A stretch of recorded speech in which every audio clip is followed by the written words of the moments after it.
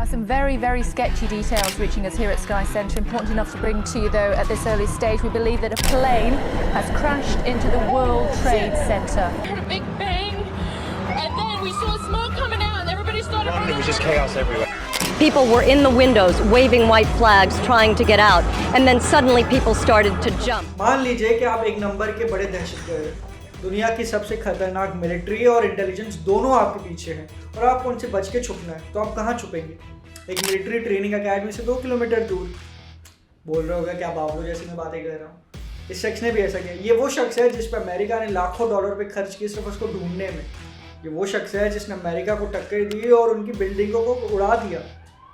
जी हाँ, अब नाम तो आप समझ ही गए होंगे, उसामा बिन लादेन।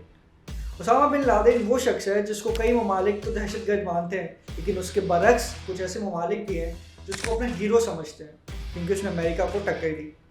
इस वीडियो में हम बात करेंगे कि कैसे उसामा बिन लादेन को CIA ने पाकिस्तान में पकड़ा और वो भी मिलिट्री ट्रेनिंग अकेडमी के बिल्कुल करीब। इस वीडियो को हम शुरू करें। मेरा नाम है उमंग कुमार। वीडियो शुरू करने से पहले सब्सक्राइब और लाइक तो ज़रा कर दीजिए। उसामा बिन लादेन वो शख्स है जिसके कुछ फैसलों ने दुनिया की तारीख ही बदल दी। उसमें से एक फैसला उसने दूसरी जंग अजीम के बाद लिया, यानी वर्ल्ड वॉर 2 के बाद। दूसरी आलमी जंग या वर्ल्ड वॉर 2 के बाद जो सबसे अहम वाक़या दुनिया में मंजर आम पे आया वो था वर्ल्ड ट्रेड सेंटर पर उसामा बिन लादेन के अटैक्स। 11 सितंबर 2001 मंगल का दिन था। दुनिया की सुपर पावर अमेरिका ज़िंदगी के मामूल के मुताबिक शुरू हो चुकी थी। कोई नहीं जानता था कि आज के दिन अमेरिका की तारीख का स्याह तरीन दिन होगा।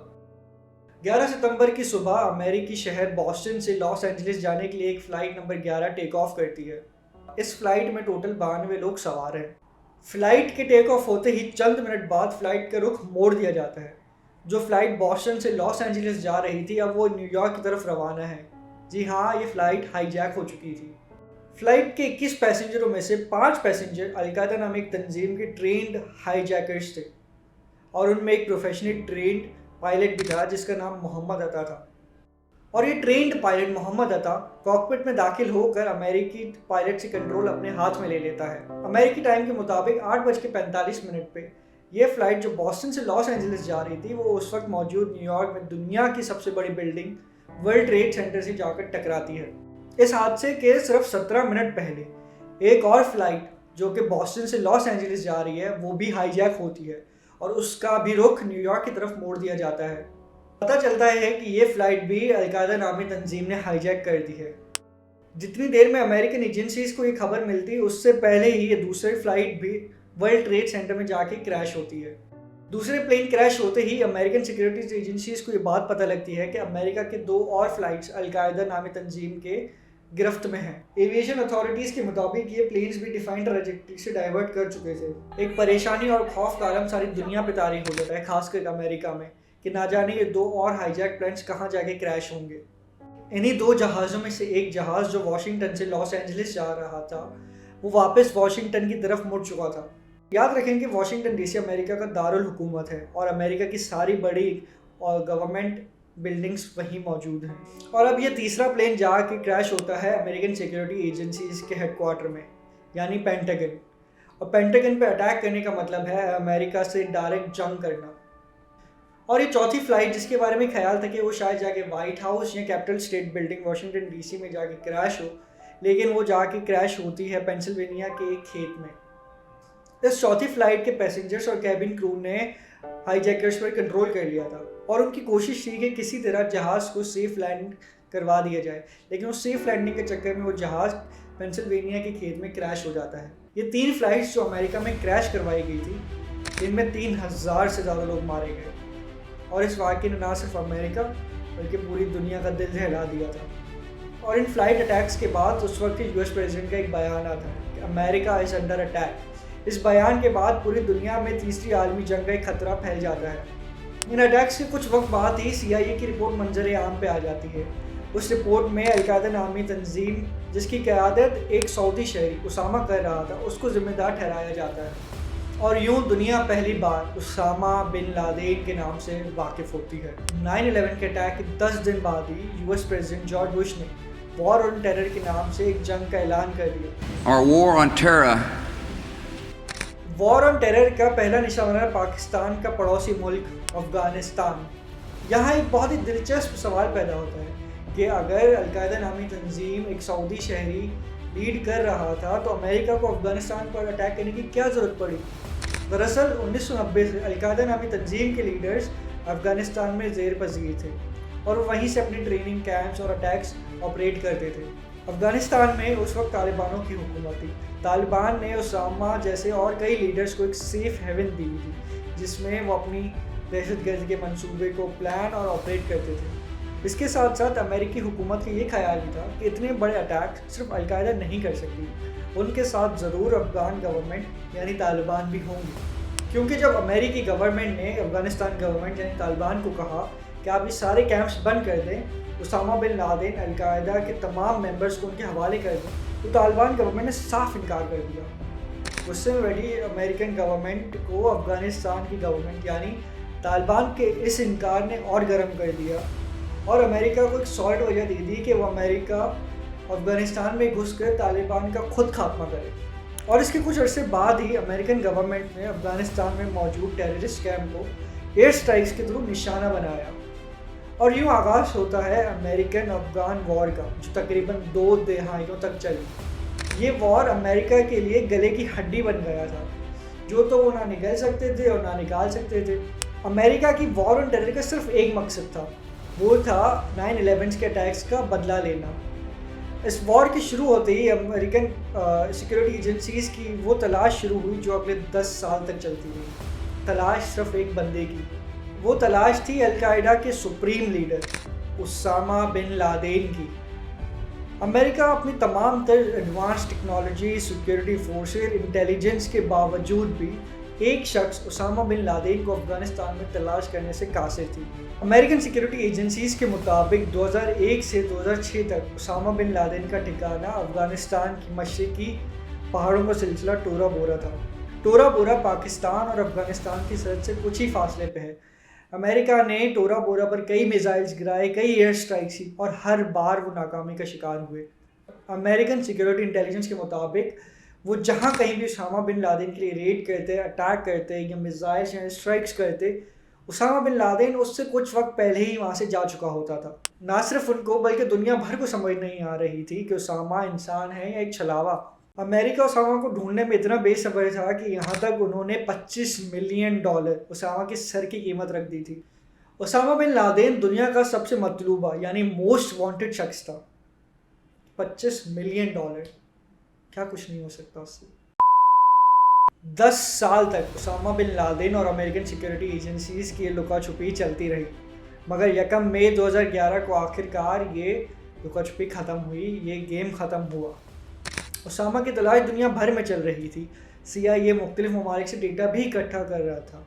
तकरीबन 2009 से CIA ने एक स्पेशल टीम बनाई जिसका काम सिर्फ उसामा बिन लादेन और उसके नेटवर्क को मॉनिटर करना था और उसके लिए डेटा इकट्ठा करना था।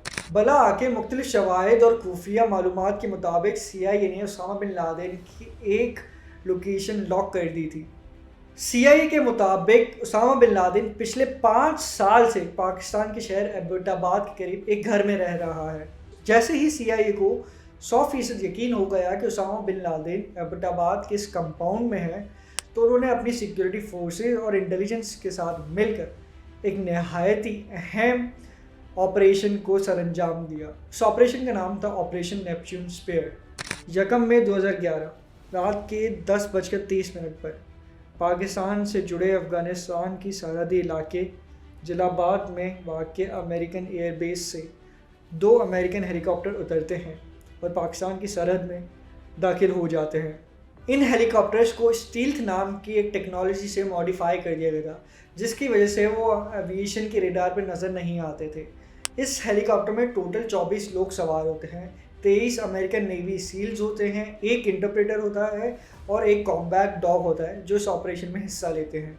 रात की खामोशी में ये हेलीकॉप्टर पाकिस्तानी एयरफोर्स के रेडार से बचते हुए एबटाबाद में वाक़ उस हवेली के ऐन ऊपर पहुंच जाते हैं जहां CIA के इंफॉर्मेशन के मुताबिक उसामा बिन लादेन मौजूद है।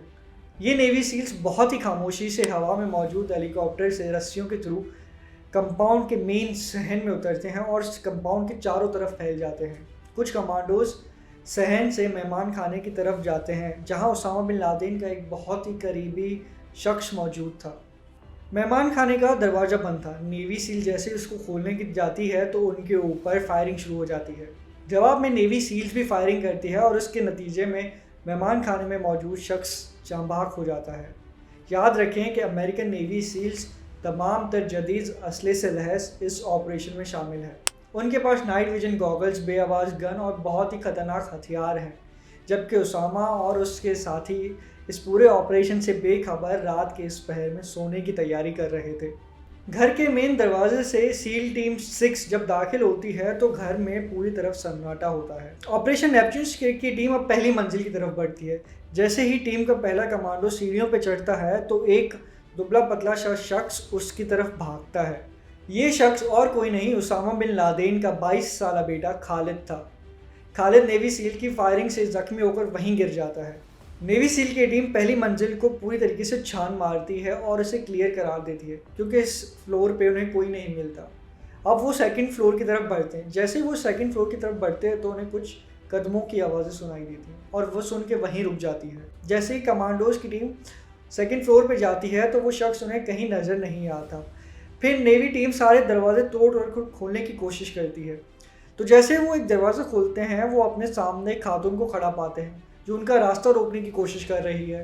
कमांडोज की टीम उस खातून को गोली मारकर अपने रास्ते से हटा देती है और मरने वाली खातून और कोई नहीं, उसामा बिन लादेन की बीवी थी और उस औरत के पीछे खड़ा था दुनिया का मोस्ट वांटेड शख्स, वो शख्स जिसको CIA, FBI, मोसाद मिलकर 10 सालों से ढूंढ रही थी, वो शख्स जिसने अमेरिका को लंगड़ी का नाच नचा दिया। जी हाँ, Osama bin Laden. Osama bin Laden के हाथ में उस वक्त सिर्फ एक बंदूक थी। जैसे ही वो बंदूक उठा के सील की टीम की तरफ फायर करता है, सील टीम के कमांडोज बड़ी ही फुर्ती से उससे पहले उसामा बिन लादेन को फायर कर देते हैं।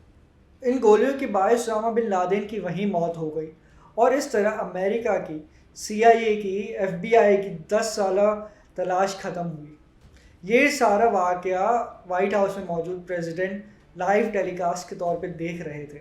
2011 के उस वक्त के प्रेसिडेंट बराक ओबामा ने अपने खिताब में दुनिया को ये बात बताई कि उन्होंने और उनकी अमेरिकन फ़ौज ने दुनिया को उसामा बिन लादेन जैसे बड़े ख़तरे से पाक कर दिया है और ये अफ़गान वॉर में उनकी एक सबसे बड़ी जीत है। अमेरिकन कमांडोज का यूं पाकिस्तानी सरहद और एयर स्पेस में घुसना बगैर उनकी इजाज़त, बगैर इनको गवर्नमेंट अथॉरिटीज़ को इन्फॉर्म किए और वो भी उनके कंपाउंड में जाकर उसामा बिन लादेन को मारना पाकिस्तानी खुदमुख्तारी और सलामती पे एक बहुत बड़ा निशान था। ये ऑपरेशन तमाम इंटरनेशनल प्लेटफॉर्म्स पे पाकिस्तान के लिए एक बहुत शर्मिंदगी का बायस बना। इससे बस एक सवाल पैदा होता है कि रात की तारीखी में काकुल मिलिट्री ट्रेनिंग एकेडमी से कुछ किलोमीटर दूर ही एक गैर मुल्की फ़ोर्स आती है, अटैक करती है, ऑपरेशन करती है और चली जाती है और किसी को कानो कान खबर नहीं होती। क्या ये किसी मुल्क के लिए शर्मिंदगी का बायस नहीं? और इसी के साथ ये वीडियो इख्तिताम पर आती है। उम्मीद करता हूँ आपको ये बड़ी पसंद आई होगी। अगर आई है तो लाइक, कमेंट या शेयर ज़रूर कीजिएगा। आपको कोई भी फीडबैक हो वो ज़रूर कमेंट में बताइएगा। आप अगली वीडियो किस पे चाहते हैं वो भी ज़रा बताएं कमेंट्स में, अगर आप बताना चाहते हैं तो। सारी उम्र में जो कर वरना है कुछ और वीडियोस हमारे पास। तो मिलते हैं अगली वीडियो तक। अपना ख्याल रखिएगा। अल्लाह हाफ़िज़।